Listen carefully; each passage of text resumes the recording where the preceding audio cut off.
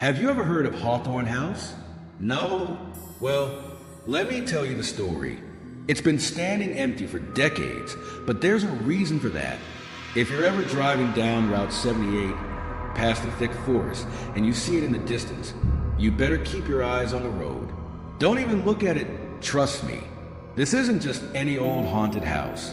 This place has a history. It all started with a young couple, Rachel and Mark. They were city folks, tired of the hustle and bustle of their busy lives. A friend had mentioned Hawthorne House, a secluded mansion up in the woods, with a price that seemed too good to pass up. So, they decided to move there, thinking they'd found a perfect place to start fresh. The first night they arrived, everything seemed fine. The house was old but beautiful. It was full of charm, high ceilings, wooden floors, and that timeless elegance. But something was off.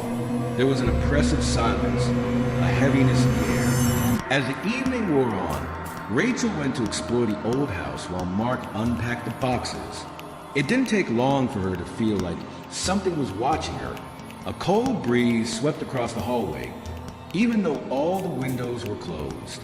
She chalked it up to the age of the house, but she couldn't shake the feeling that there was something more. That night, as Rachel lay in bed, she heard soft whispers coming from the walls. It sounded like muffled voices, but it was hard to make out the words. At first, she thought it was the house settling, but the whispers grew louder. Her heart raced. She got up and checked the house, but everything was in place. Meanwhile, Mark slept soundly, oblivious to the strange noises. But Rachel knew she wasn't alone. The next day, Rachel decided to visit the local library to learn more about the history of Hawthorne House.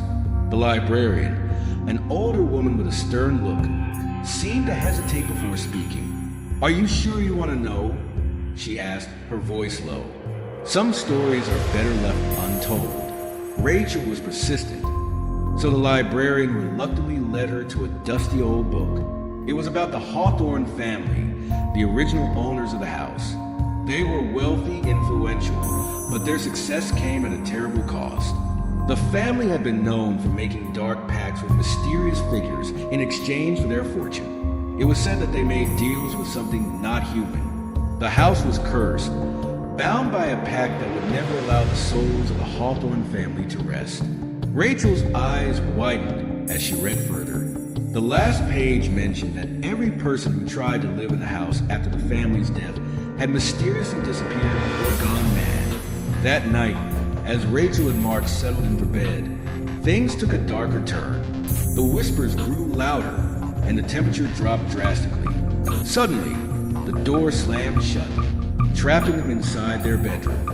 Mark tried to open it, but it wouldn't budge.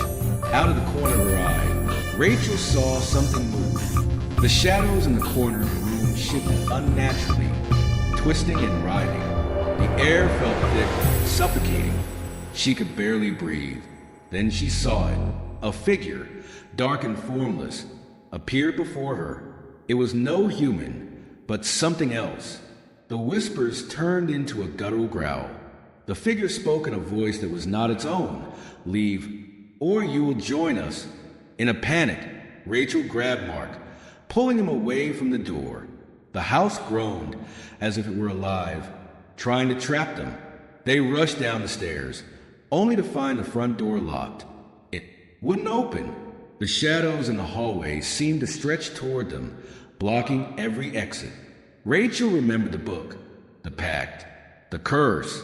She ran to the fireplace, noticing a strange symbol etched into the stone. It was a seal, a way to break the curse, if they could destroy it. As Mark tried to hold back the darkness creeping toward them, Rachel found a heavy iron rod and smashed the symbol. There was a deafening scream, and the house shook violently. The darkness seemed to recoil, but before they could escape, the shadow reached out, grabbing Mark's leg and pulling him into the floor. Rachel screamed, but it was too late. Mark was gone. The house fell silent. Rachel, shaking with fear, ran out the door, finally breaking free from the house's grip. She ran through the woods, not daring to look back. But as she reached the edge of the trees, she stopped. She turned to look back one final time at Hawthorne House, and standing in the window, staring back at her, was Mark, his face pale, eyes hollow, his body twisted in a way that no living thing could be.